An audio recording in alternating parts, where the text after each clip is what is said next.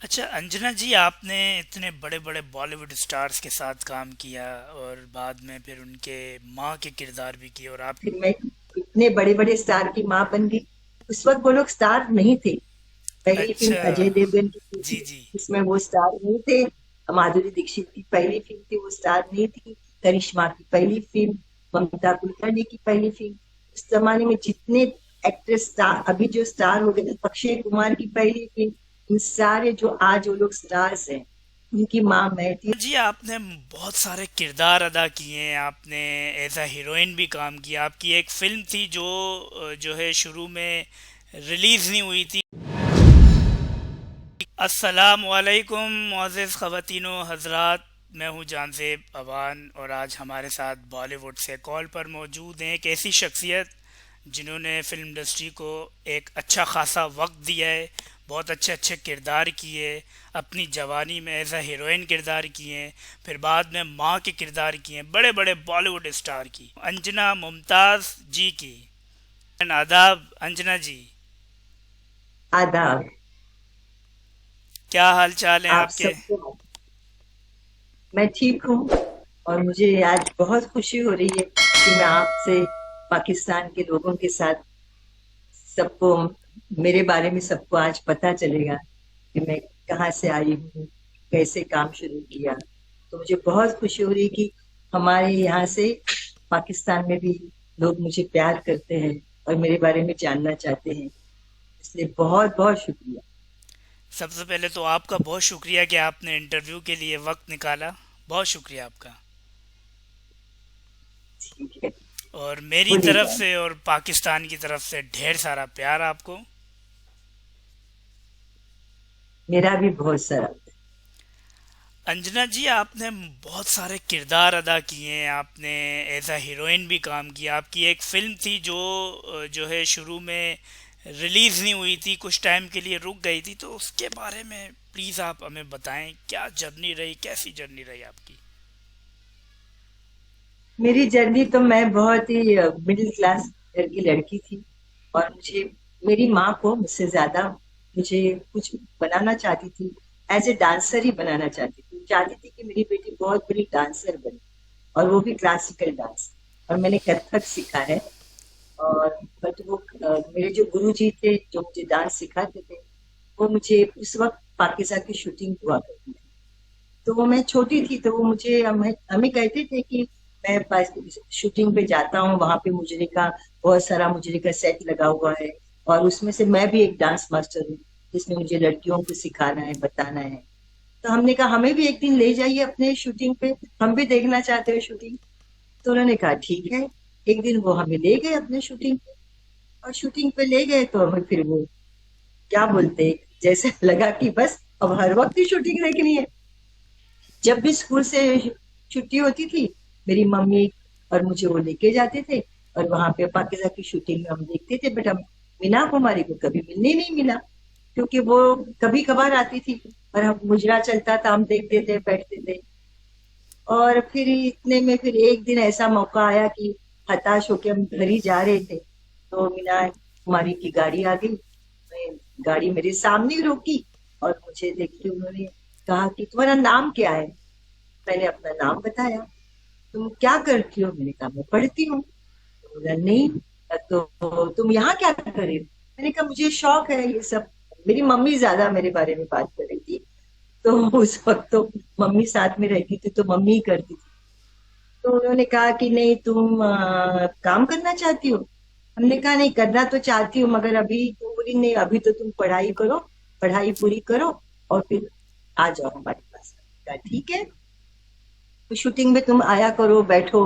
और मैं हर वक्त, हर सैटरडे संडे पाकिजा की शूटिंग देखने जाती थी, वहां बैठती थी मीना कुमारी के साथ। मैंने खाना खाया, उनके साथ बैठी हूँ मैं।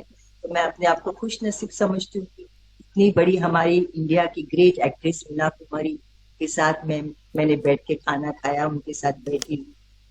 तो मेरा बचपना उनके साथ गुजरा है। और उसके बाद फिर कुछ दिनों के बाद उनके हस्बैंड से उन्होंने मिलाया, कमाल साहब से। तो उनसे कहा कि लड़की काम करना चाहती है, कुछ आपकी फिल्म में रोल है, आप बनाना चाहते हैं, नहीं है तो इसको लीजिए। तो उन्होंने कहा कि नहीं, मुझे अभी तो जरूरत नहीं है, जब आपकी जरूरत होगी तो मैं आपको बुलाऊंगा। और फिर उसके बाद फिर उन्होंने हमारा एड्रेस लिया। और एक दिन ऐसा वक्त आ गया कि कुछ ऐसे हालात हो गए पाकिजा की शूटिंग पे, मीना कुमारी जी बीमार हो गई तो पाकिजा अच्छा। रुक गई। तो जी ये जी। फिल्म शुरू की।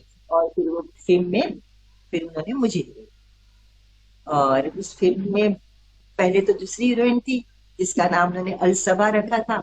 तो उस उनके एग्रीमेंट उनके इसमें क्या बोलते हैं, जो मोहरत कार्ड होता है उसमें अलसबा नाम था। तो मैंने कहा, हम मेरी मम्मी ने कहा, मेरी बेटी तो अलसबा नहीं है, हम तो हिंदू हैं, तो कैसे अलसबा हो सकती है। तो उन्होंने कहा नहीं, मेरी बहन जो होगी वो अलसबा ही होगी, इसलिए कि वो अलसबा है तो अलसबा ही होगी। तो हम कुछ कह नहीं सके, इसलिए कि हमें भी तो फिल्म इंडस्ट्री में आना था, फिल्म में काम भी करना था। और इतने बड़े कमाल अमरोही की फिल्मों में काम करना उस जी जी। वक्त बहुत बड़ी बात थी। जी बिल्कुल। और फिर लालसबा बन के उनकी फिल्म फिल्म में मैंने काम शुरू किया। उस फिल्म का नाम था शंकर हुसैन, जिसमें दो हीरो थे, फिरोज खान और संजीव कुमार। और फिर मैं उस फिल्म की हीरोइन बनी।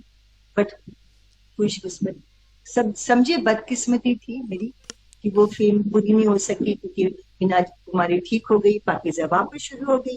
और फिर मैं वापस वो फिल्म को रोकना पड़ा उनको। और फिर उन्होंने कहा कि हम इतना बता नहीं सकते कि फिल्म कब तक खत्म हो। और उस फिल्म को उसके बाद भी 10 साल लगी।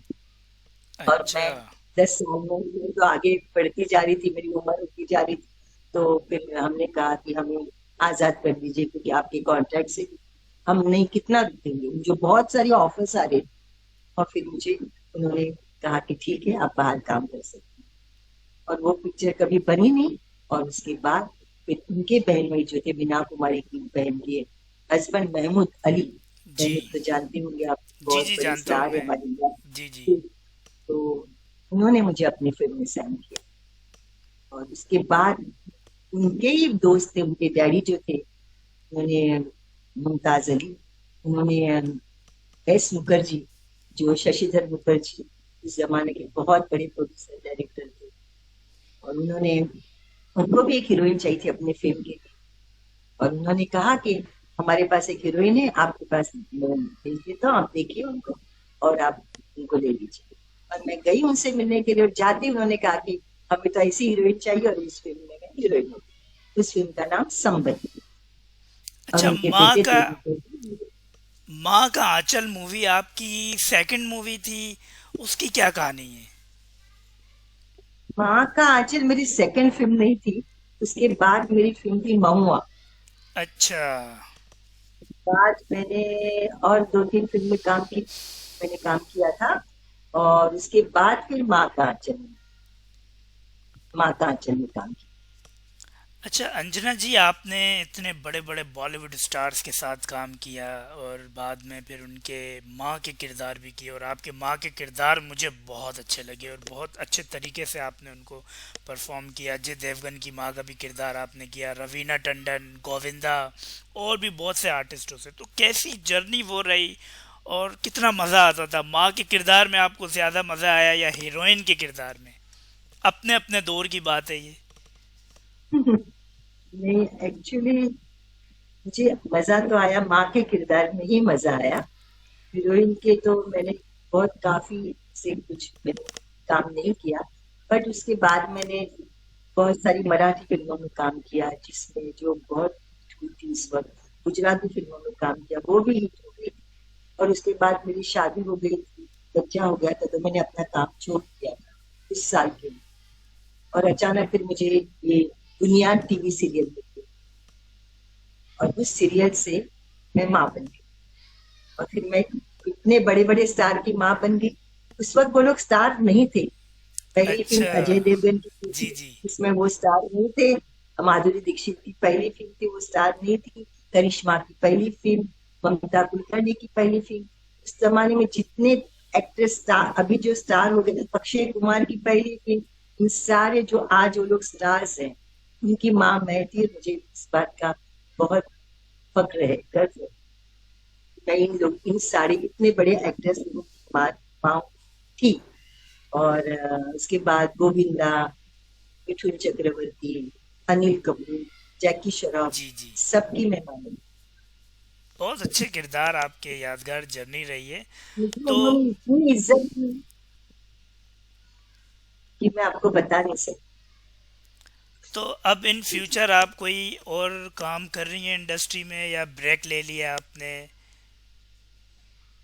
मैंने ब्रेक लिया क्योंकि मुझे ब्रेक लेना पड़ा, और मैं खुद भी चाहती थी कि मैं ब्रेक लूं, क्योंकि मैंने सोचा कि मुझे, जैसे अवाम है जो मुझे पहले ही ना पसंद करे कि अभी कहाँ से इसको क्या देखना है, तो मैंने सोचा कि उसके पहले ही अलविदा कहना चाहिए और रिटायर हो जाना चाहिए। बट वजह ये नहीं थी, वजह ये थी कि मेरे हस्बैंड अपने काम से रिटायर हो चुके थे, और वो एक साल मैंने देखा उनको कि वो घर पे अकेले रिटायर हो गए हैं। तो वो अकेले घर पे रहते थे, मैं रात को 11 बजे आ रही, 10 बजे आ रही। आपको तो पता है फिल्म इंडस्ट्री का काम जी कैसे होता है, जी टाइम तो होता नहीं यहाँ पे, 9 to 5 का जॉब जॉब नहीं होता है। जी तो जी। वक्त नहीं ऐसा रख सकते कि आप इसी वक्त आपको काम करना है, इसी वक्त नहीं करना है।